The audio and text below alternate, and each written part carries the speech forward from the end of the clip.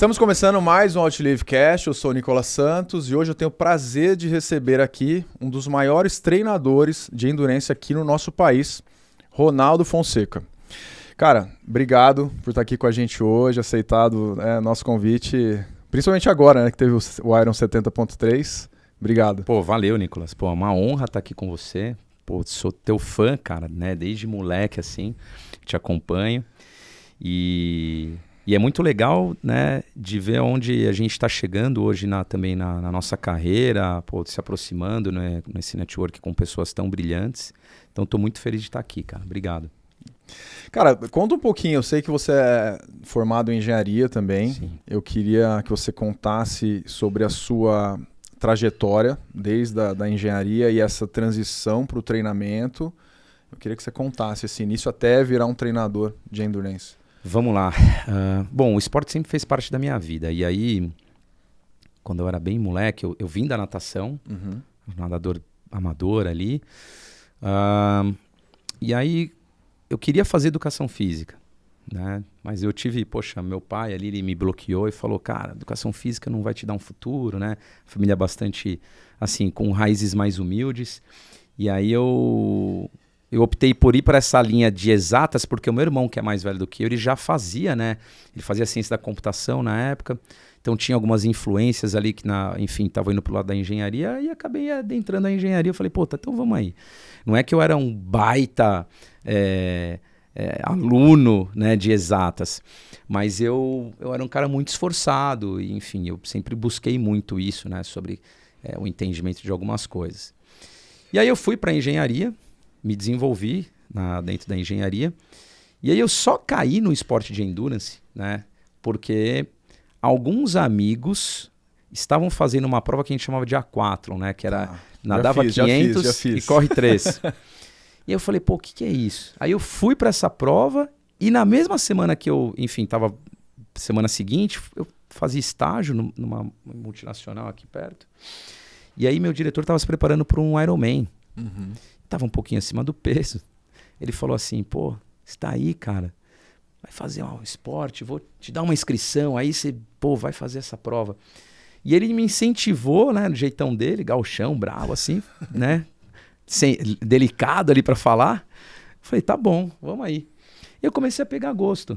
E aí acho que o esporte voltou, porque dentro da natação, o máximo até onde eu fui, assim, não sei se eu posso chamar de máximo, o Projeto Nadar, que a gente tinha aqui. Então nadava lá. Participei. Pô, era legal isso demais. daí pra base das crianças era a competição, né? Exato, Nicolas. E aí aquilo me deixou, na questão do ambiente competitivo, me marcou muito. Porque a gente ficava nas arquibancadas, né? Puta, aquele nervosismo, chama pra bateria e tal. Nossa, cara. Então aquilo já vai sendo desde moleque. E aí quando mais velho ali, eu sou, entre aspas, provocado para voltar pro esporte, eu falo, deixa eu ver o que é esse tal de triatlon aí. E aí sozinho fui, comprei bicicleta, comprei tudo Isso que tinha. Isso que ano foi, mais ou menos? 2004 para 2005 ali. E aí eu comecei a, enfim, fazer as coisas por conta própria. E aí, enfim, acabei saindo da empresa, uma outra empresa, e lá tinha um grupo de corrida e caminhada. E aí, nesse grupo, eu perguntei na época pro treinador ali se ele conseguia me treinar triatlon, ele aceitou tudo. E aí eu comecei a ter planilha à distância. Então eu sempre me virei sozinho. Então eu lembro, na época das antigas ali, eu nadava numa academia ali de bairro, na Zona Leste de São Paulo, pedalava no aeroporto de Guarulhos, pedalava na base aérea ali, antigamente era bem legal lá.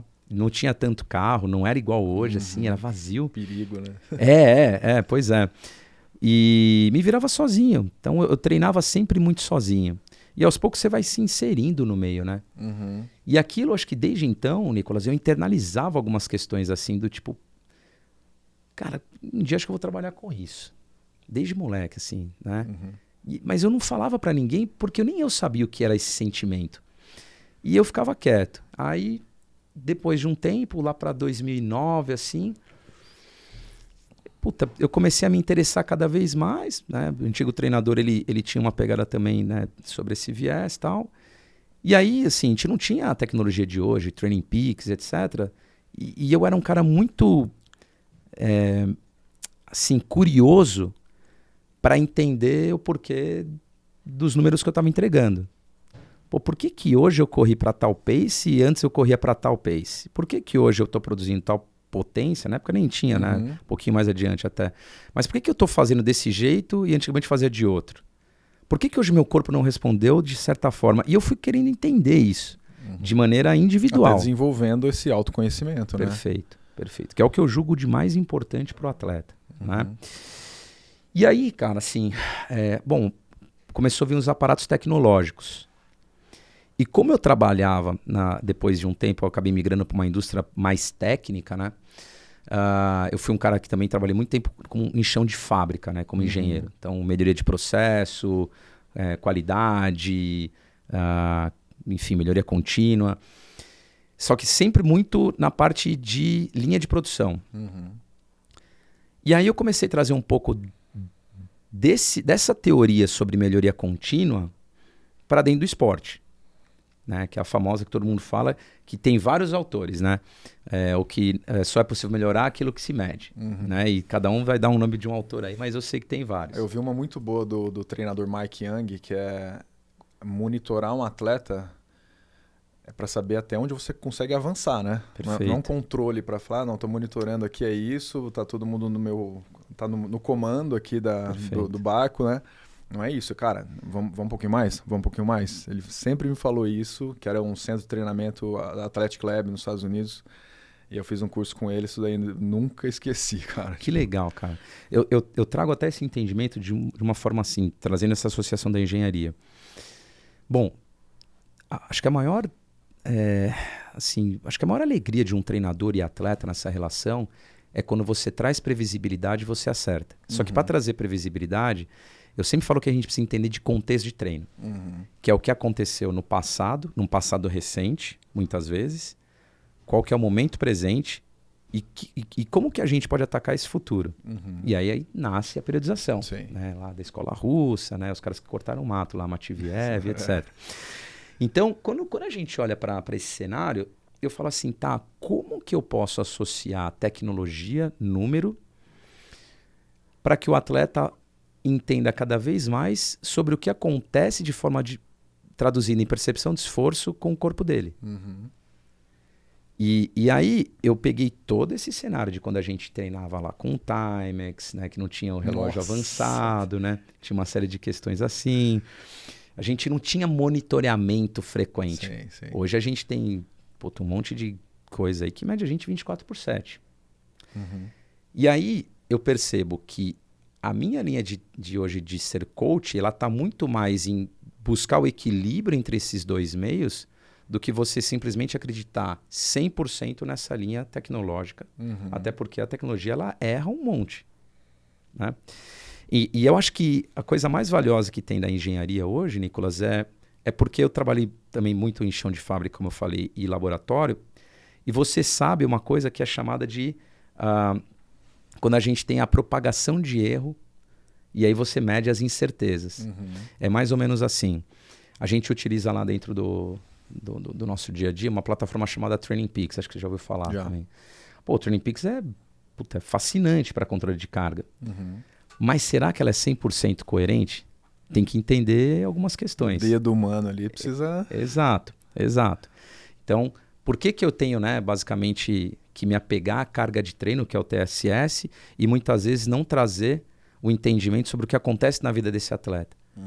Então, contexto, né? Exato. Então, eu tento trazer uma linha de intervenção mais humana do que técnica, porque a técnica daqui a pouco vai andar sozinha. Né? A gente já tem um monte de coisa falando sobre prontidão e etc. Né?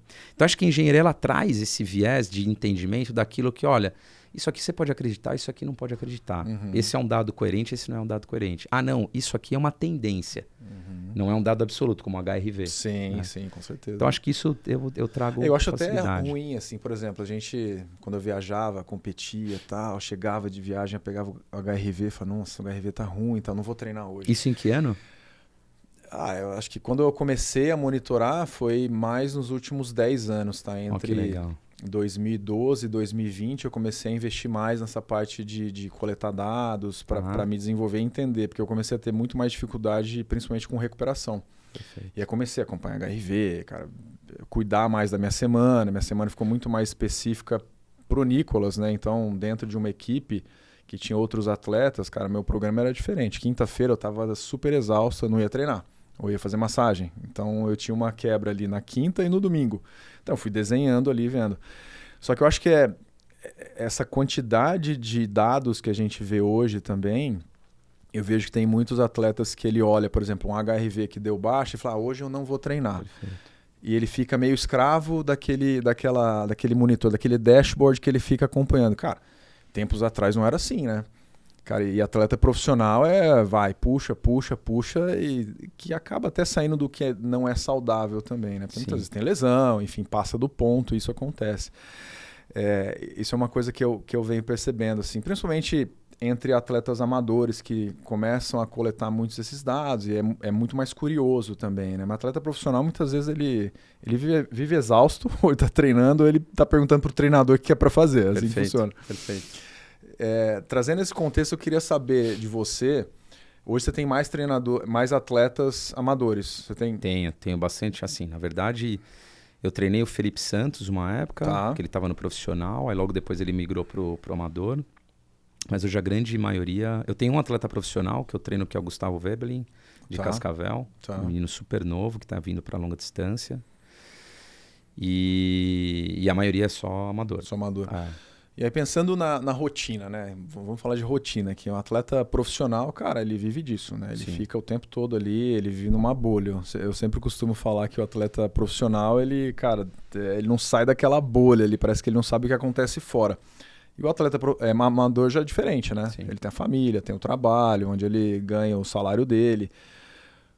Como que é a rotina de um atleta amador no triatlo, considerando que ele tem que treinar pra caramba, né? 3 modalidades ali, colocando natação, bike, corrida. Como você ajuda ele a programar a semana dele, por exemplo, de treinamento? Boa pergunta. É assim, vou separar por níveis. Né? Você tem o que eu chamo um amador iniciante, você tem um amador ali, um mid-pack, que é quando a gente fala de um intermediário, e você tem o amador de elite. Que treina igual profissional, né? Que treina igual profissional, mas trabalha também pra caramba e tem, né? É assim, para os caras que estão aqui no topo da pirâmide, esse amador de elite, é o famoso missão dada, missão cumprida, e ele quer que você cobre ele, muitas vezes, igual um atleta profissional. Ele quer que você desenhe uma programação, ele quer que você discuta com ele dados relevantes em relação à performance dele. O atleta que é mid-pack, ele geralmente ele quer atingir o topo, mas ele não quer pagar o preço. Geralmente o mid-pack é o que dá mais problema pro treinador. Tem até profissional que é assim também. Então, olha aí. Ele não quer pagar o preço. Né? Ele tem sempre que você, vamos falar assim, você cobra... Pressiona um pouco mais. Ele pressiona um pouco, ele... Nossa, veja bem. Exatamente. E aí você tem a base da pirâmide, que é a galera que é o senso de pertencimento. E essa galera, geralmente, e a grande maioria, eles falam o seguinte, olha, eu não quero performance. E aí eu falo, não, você quer. Porque a performance ela tem que ser entendida dentro do seu quadrado e não do contexto. Exato. Sim. Não é uma comparação com o profissional. Exato. Né? Então, aí voltando para a base, Nicolas, eu sempre tenho o seguinte entendimento. Cara, não tem problema falhar em um treino ou outro. Porque geralmente esse cara, às vezes, sei lá, o cara tá passando por um período difícil na empresa, ou às vezes num relacionamento. E até uma válvula de escape para ele ali. Fala, cara, vou na hora do almoço treinar ali. Ele treina, volta, melhora a produtividade. Perfeito, é isso. E essa galera busca isso. Então, geralmente, eles estão conhecendo os benefícios do esporte, né, através, né, dessa rotina. O mid-pack é aquele cara mais procrastinador. Ele treina, mas vai ter um período, cara, que ele não quer pagar esse preço e eu tenho que ter momentos que eu vou cobrar ele como um atleta mais de elite, vai ter momentos que eu vou ter que cobrar ele como um cara mais de pertencimento. E aí, assim, né, eu já tinha falado do atleta de topo, mas todos eles têm uma coisa em comum, que é enquanto treina, esquecer do trabalho, enquanto trabalho, esquecer do treino. Sim. Isso quando eu falo de trabalho, mas Sim.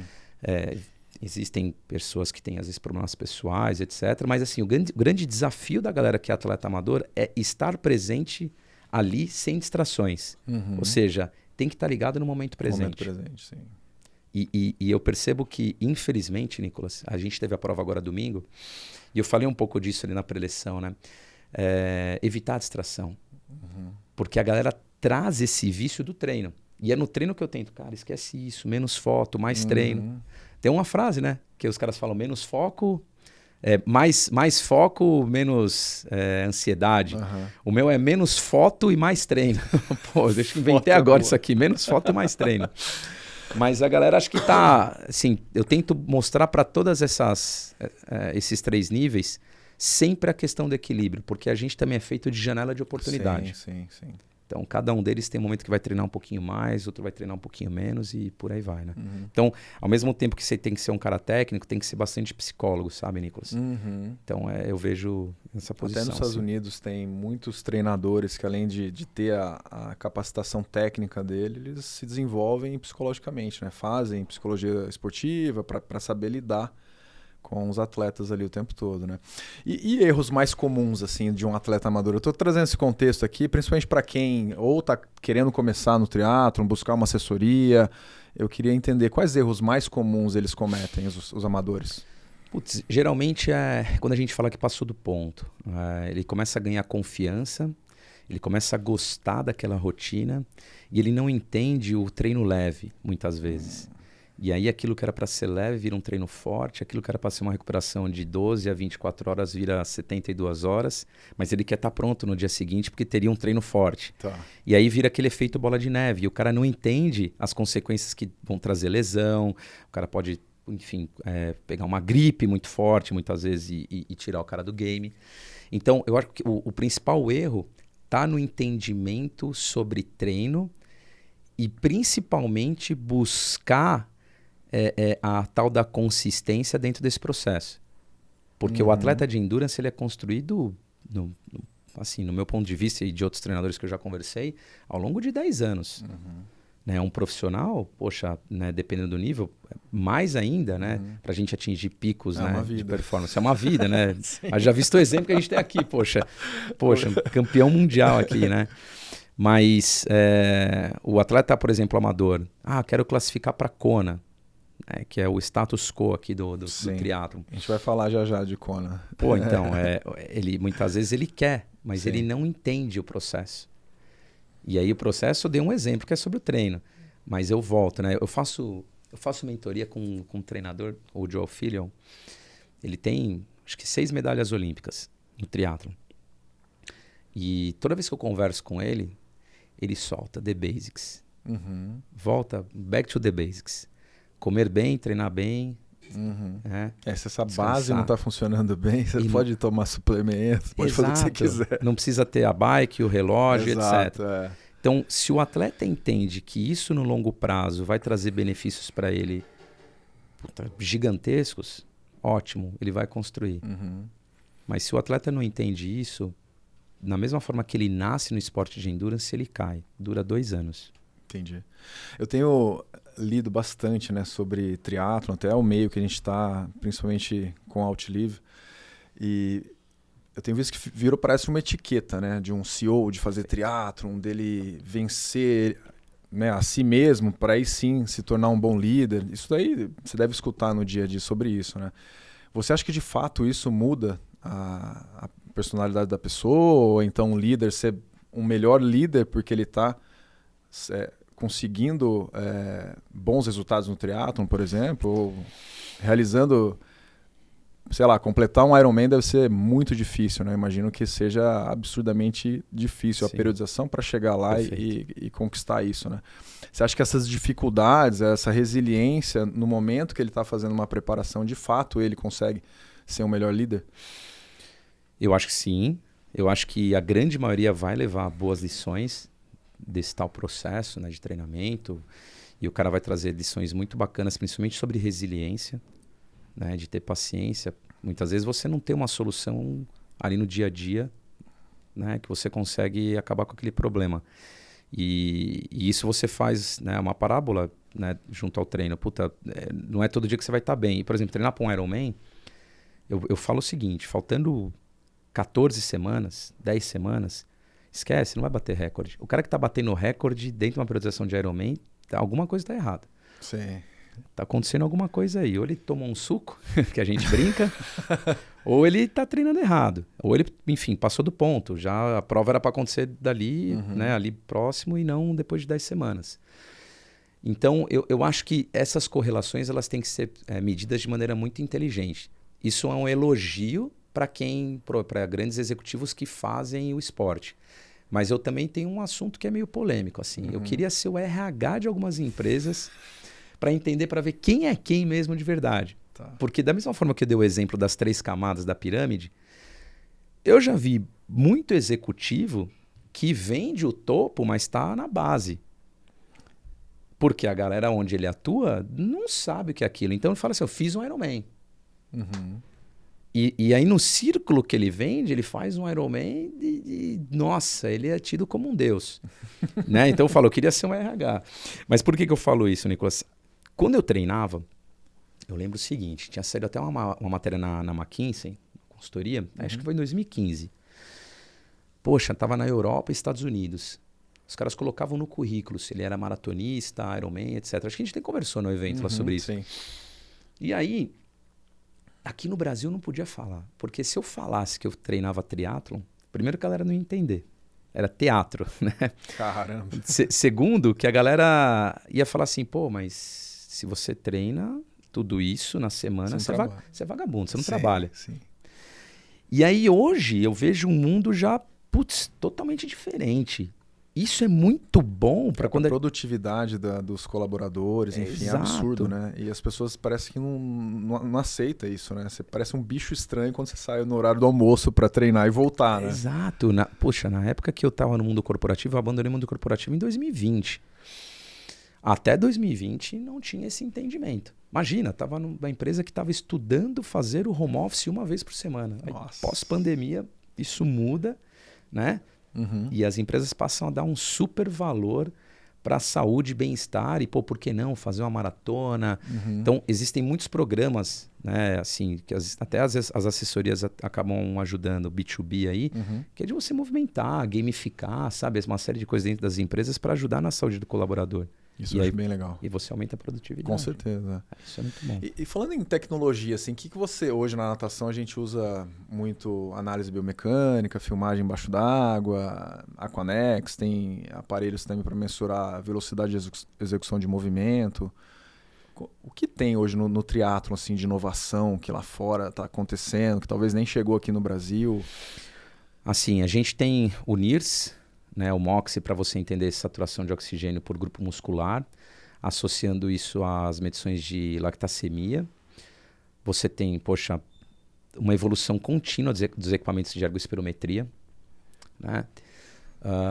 Então, o que a gente chamava de padrão ouro, que ficava no laboratório, eu acho que o mais tecnológico que está sendo assim, sensacional é a gente sair do laboratório e fazer o teste no mundo outdoor, porque a gente se aproxima da prática. Sim. E lá atrás... E, não sei se de repente você passou por isso, mas lá atrás era, beleza, eu faço isso no ambiente controlado. Se tratando de triatlon, que é um esporte a céu aberto, tem N variáveis que eu não controlo e que muitas vezes o que eu estou medindo no lab, na prática, não vai me trazer essa coerência.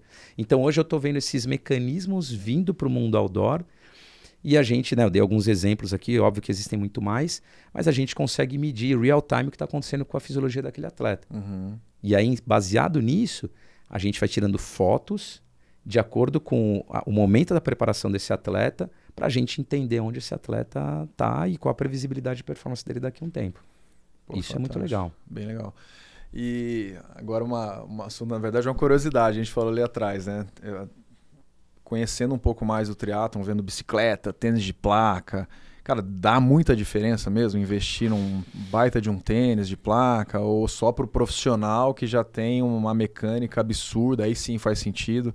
Porque isso para quem é amador, ele olha um profissional comprando a Superbike, um tênis de placa, ele já quer investir também, né? Sim. Você acha que faz sentido o cara já chegar nesse approach comprando tudo que tem de bom? Ainda não, né? Não.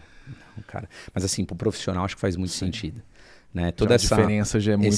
Esse marginal gains aí que a gente fala, pro profissional tudo ajuda, né? A gente estava falando de alguns tênis, né, que lançaram ali, te dá uma economia de corrida de 4% através da tênis de placa de carbono, etc. E aí uma curiosidade, né? A gente estava até conversando. Como que na prática a gente estava vendo isso?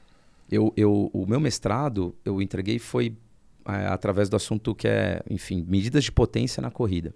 Então a gente tem medidor de potência na bike e a gente estuda medidas de potência na corrida. E através dessa potência na corrida, a gente consegue correlacionar com variáveis internas, né, de carga interna, por exemplo, frequência cardíaca, e entender o quanto aquele tênis ele tá me trazendo de economia ou não. Então não é só simplesmente você colocar o tênis e sair correndo e falar, nossa, tô voando. Ele muda a mecânica, ele vai mudar a amplitude de passada, tempo de voo, tempo de contato com o solo. Sim. Ele muda uma série de questões. E para o amador iniciante, e às vezes até um pouquinho mais gordinho, que vai e busca um tênis desse, ele vai ter vamos falar assim, uma sensação positiva de certa forma momentânea. Por quê? O cara vai fazer uma maratona e o cara não está muito bem preparado, muscularmente falando. Quando a gente fala do posterior de coxa, a gente mede ali o leg spring stiffness. Poxa, é uma variável extremamente importante para trazer eficiência de movimento para um corredor.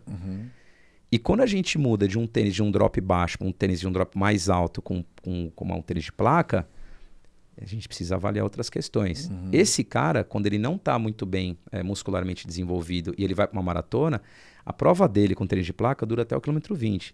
Pode ver, depois, se você, por curiosidade, quiser acompanhar a maratona, Nicolas, dá uma olhada. Após o 20, essa galera começa a pisar fofo. Então, o tempo de contato com o solo começa a aumentar muito. Aí, quadril cai, e aí o cara começa a se queixar de muitas dores. Já começa... Aí, mecânica descamba e vem lesão. É basicamente isso. E com a aclimatação, assim, principalmente você falou de Kona, né? Eu sei que lá é muito, muito quente. E existe um padrão ouro, assim, de adaptar esse atleta para ir para Kona, seja pela sauna, seja treinar em um ambiente mais quente? Qual é o... Vamos lá. Boa pergunta. Eu tenho 5 atletas que estão indo para Kona agora, disputar, né, o Campeonato Mundial de Ironman. Só que cada uma dessas atletas vive num canto do país. Né? Então, assim, eu tenho uma atleta que mora em Ribeirão Preto. Então, eu sou de lá, é bem quente. Isso. Então, a gente optou por treinar num horário que a temperatura está mais quente. E assim, visivelmente, a gente viu uma adaptação gigantesca já no 73 São Paulo. Foi campeã geral amadora, né? Estava bem quente, né? Exato. Ela não sentiu muito bem o calor. Então, para ela estava ok. Quando eu olho para um cenário de mesmas meninas fortes, tudo, que moram aqui, mesmo passando por aclimatação em sauna mitiga esse processo, ajuda. Mas não te adapta a 100%. Então, sentiu bastante. Para alguns atletas, eu uso, né, enfim, as medições através do Core Body, que é um dispositivo que vai medir temperatura central, temperatura né, enfim, da pele e tudo. E ele te dá, através do algoritmo dele, o percentual que você está realmente se aclimatando a altas temperaturas. Isso é muito legal. E aí você pode, sim, ter sauna, depois do treino, todo aquele processo, né, que você promove a desidratação para você ter adaptação. E quanto tempo leva para fazer um período de adaptação? Assim? Geralmente 4 semanas antes de prova. 4 semanas já dá? 4 semanas. O problema é que a gente está falando que você sai do frio para algo quente e úmido. É um processo.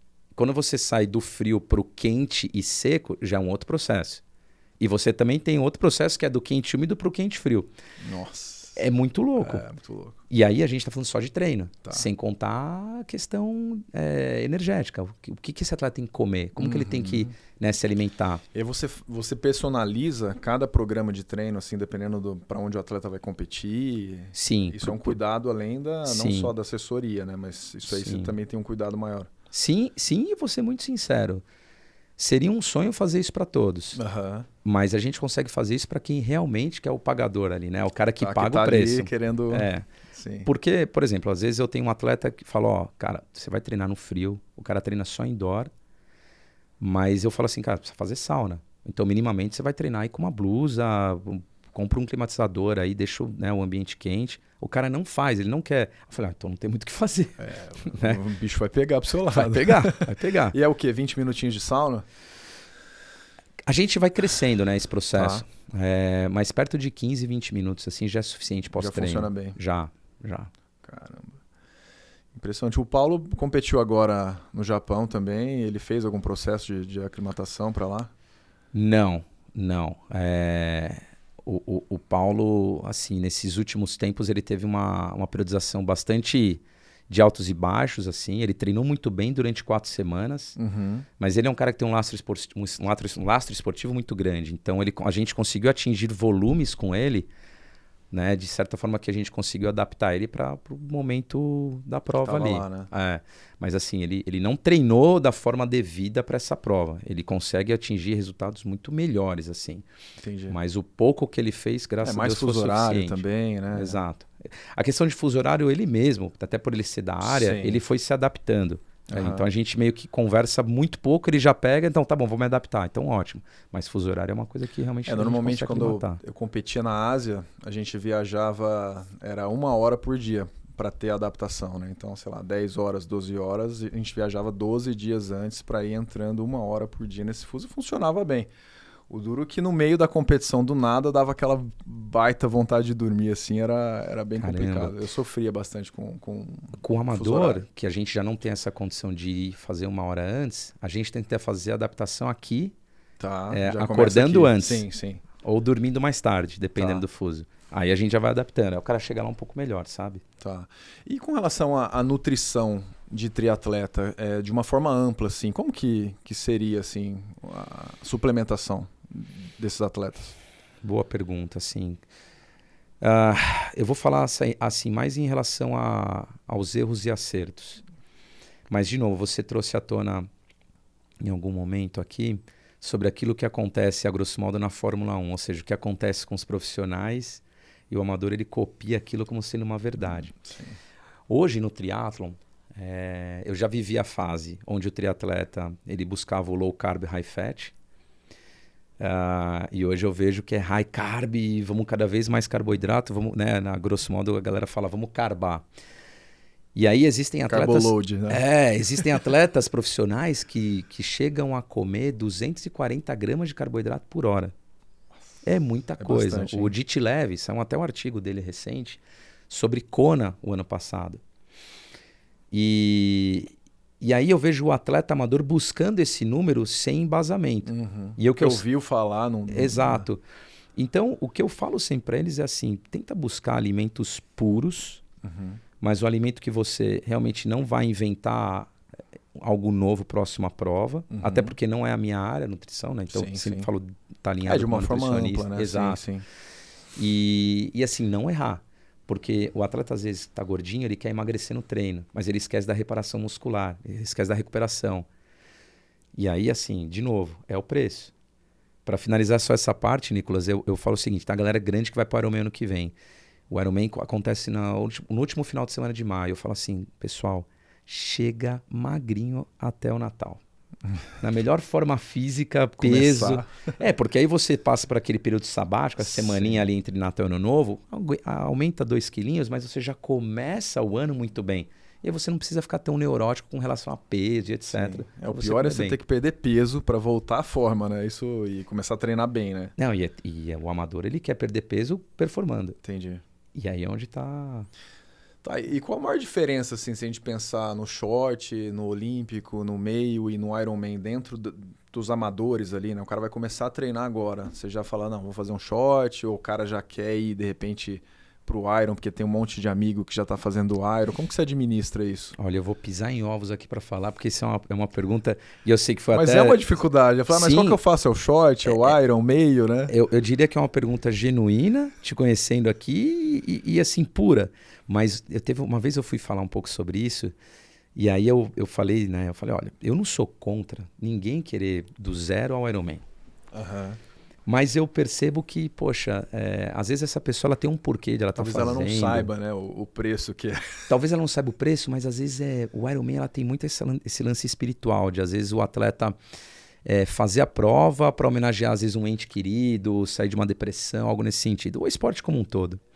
Mas eu falo para todo mundo e afirmo, cara, se o atleta respeitar, né, essa escadinha, ele chega no Ironman muito mais pronto. A evolução dele é muito maior. É muito maior. Haja visto os que nós temos, né, visto aí no profissional agora. Porque antigamente nós tínhamos o atleta de curta distância, que é o atleta que fazia Olimpíada, tudo, e o atleta de longa. É o cara focado em ganhar Kona. Tá. Então ele passou um período breve aqui na curta, mas ele se especializou na longa. Tá. O cara que está vindo da curta hoje em dia, muitas vezes ele está ganhando Ironman, mas ele não é que ele nem saiu da curta, porque em termos de volume, Sim. o volume semanal é muito parecido. 30, 35, 40 horas semanais. O que muda é essa composição de cargas quando a gente associa volume e intensidade. E aí a gente fala de especificidade. Sim. Então, para um amador, é muito legal que ele entendesse que se ele desenvolve muito bem o metabolismo energético na curta, e quando ele vai para a longa, a gente está falando de recrutamento muscular diferenciado, a gente está falando de um atleta mais rápido na longa distância. E aí, se o atleta tem paciência para esse processo, ele vai ser um atleta mais completo e menos lesivo. Tá. Né? Eu acho que o atleta que já nasce para longa, pode ser que ele tenha uma vida curta no esporte. Né? Porque uma hora vem o garçom com a conta e fala, olha, achei um problema de mobilidade articular aqui e ali. Então, quadril. Exatamente. E quando a gente fala em recuperação dos atletas em geral, do triatlon, tá? Qual é o padrão ouro para vocês? Olha, em termos de... E como você também controla isso daí, né? Dentro de uma periodização de treino, não só se a banheira é de gelo, enfim. Olha, hoje em dia, eu brinco que todo triatleta ele tem que ter um anjo, chamado fisioterapeuta. O físio, ele vai ser responsável de maneira preventiva e não corretiva. Então, primeiro eu tento mudar a cabeça do atleta sobre não espere estourar para você procurar alguém. Sim. Principalmente para quem treina para Ironman. O cara tá sempre quebrado, entre aspas, tá sempre com uma dor aqui e ali. É normal conviver com dor. Você sabe, né, Nicolas? Poxa, sim. E aí, eu acho que o padrão ouro, ele não tem muito que algo...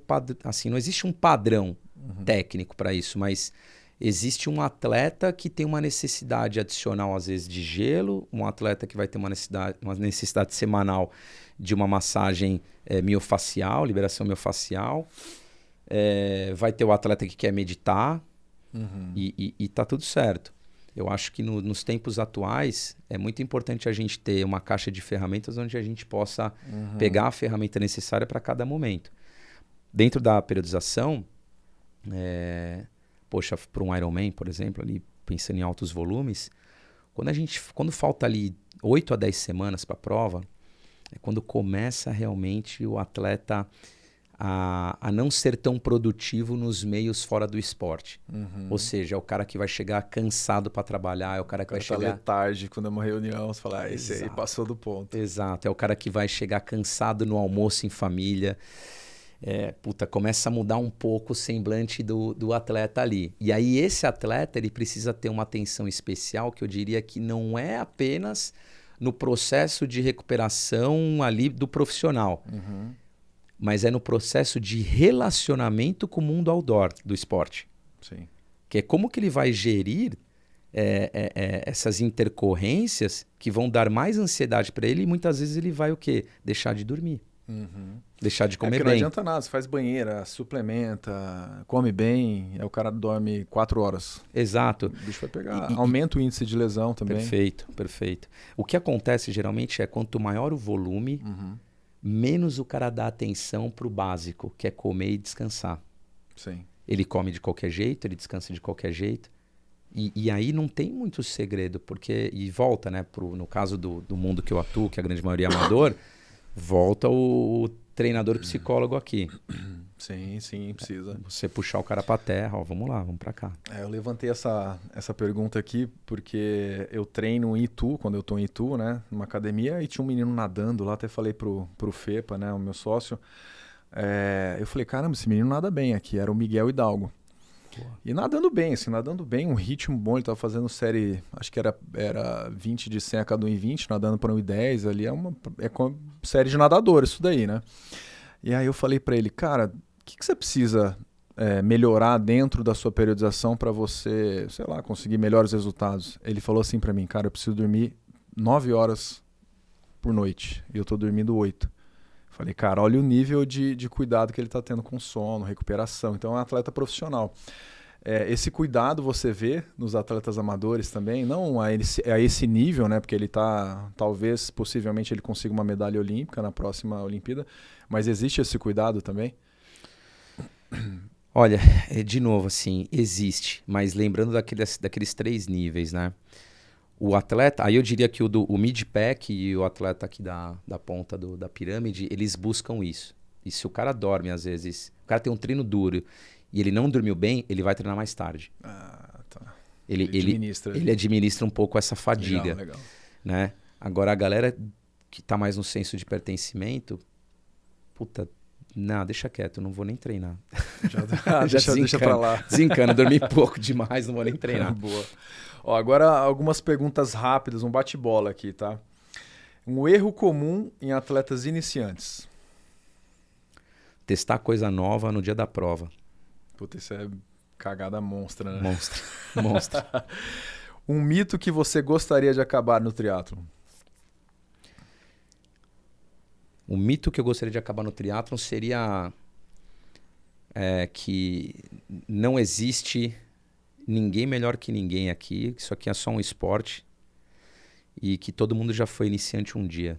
E acho que quem está na ponta tem que olhar para a base para poder ser inspiração lá na frente. Nossa, baita resposta isso aí. Um suplemento que você acredita que virou moda, sem sentido. Olha, nos tempos atuais tem muito estudo defendendo a creatina. Uhum. Mas eu não vejo isso funcionando 100% para todo mundo. Uhum. Mas eu acho um baita suplemento. Eu só não acho que tem muita gente vendendo isso como verdade absoluta para um cara que não faz esporte, tem que tomar e etc. E sem estímulo, né? Exato. Eu não acho que faz sentido. Agora, um atleta que te inspira. Poxa, você é um atleta que me inspira, mas não vale, né? Não vale, não vale. Outro. Principalmente pela longevidade que você traz no esporte, que para mim é algo fascinante, assim. E na mesma linha, Kelly Slater. Ah, legal. Boa. Né? Assim, ó, super. Cara, a quantidade de título que esse cara tem, como ele se dá no esporte, pra mim é um ídolo. Porque a gente busca performance, mas a gente busca longevidade, cara. É difícil a performance com longevidade, Perfeito. Né? É isso. Então, por isso que eu falo, você é um cara assim, não é porque eu tô aqui com você, sim. Isso é um negócio genuíno. Sim. Eu acho isso sensacional. É muito difícil, cara. É muito difícil. Bem difícil. É muito difícil. Agora, a maior lição que o Endurance te ensinou? Resiliência e paciência. São 2 coisas bem distintas. E tudo isso tem a ver com o tempo. Se eu não tenho uma solução imediata para algum problema, eu aprendi que eu preciso ser menos ansioso, continuar batalhando por essa solução para trazer algo que seja perene na minha vida, seja no trabalho, seja na minha relação com o atleta, ou seja na minha família. Perfeito. E o que você gostaria de ver mudando no cenário do triatlon no Brasil? Eu queria muito que a gente produzisse mais talentos na base. É uma coisa que eu me preocupo bastante. Eu tenho conversado muito com alguns amigos sobre isso. Eu vejo pessoas fazendo por onde, como o Juracy, a própria CBTRI está numa frente muito legal assim, de buscar trabalhar a base. Mas a minha preocupação quando eu olho para a base é, e depois de Los Angeles? Onde é que está o próximo Hidalgo? Onde é que está o próximo Messias? Sim. Isso me preocupa muito, é a continuidade Não tem disso. tanta renovação. Não tem. Tá. E aí é o problema Brasil, né? Não vamos ficar aqui porque a gente vai sair daqui amanhã. Não é só no triatlon. Não é só no triatlon, né? É cultural, Exato. mais legal. Boa. Cara, e se você pudesse enviar uma mensagem, essa mensagem, se ela chegasse em todas as pessoas que estão começando no Endurance, seja no triatlon, na corrida, no ciclismo, que mensagem seria essa? Não tenha medo de você buscar algo novo. Eu acho que a vida é feita de desafios, superação e autoconhecimento. O triatlon, por si só, ele traz uma bagagem muito interessante, porque ele te desafia na rotina, te desafia em você entender sobre o seu corpo, que é, para mim, a variável mais interessante. Uhum. Não se apegue 100% às tecnologias, aprenda a escutar seu corpo, porque o triatlon ele exige. E variáveis externas, como temperatura, vento, altimetria, você não treina isso muitas vezes em ambiente fechado. Você vai descobrir isso no mundo outdoor. Então, libertar um pouco a mente para isso. Putz, perfeito, cara. Essa animal. E, cara, fica à vontade de deixar suas redes sociais, seus contatos, assessoria para quem quiser também tiver interesse em falar com o Ronaldão aí, fica à vontade. Valeu, Nicolas. Pô, eu sou o treinador da Unity, fundador. A gente tem um grupo grande ali de treinadores. O meu Instagram é Ronaldo Fonseca _. O da Unity é Unity Training. A gente está começando aí, 3 meses de assessoria, estamos indo aos pouquinhos. Mas eu tenho certeza que a gente tem vida longa aí pela frente. Obrigado, cara. Ah, muito legal. Valeu Cara. Obrigadão. Valeu, tamo junto. Então é isso, pessoal. A gente fica por aqui. E não deixe de nos acompanhar no YouTube e no Spotify. Até a próxima.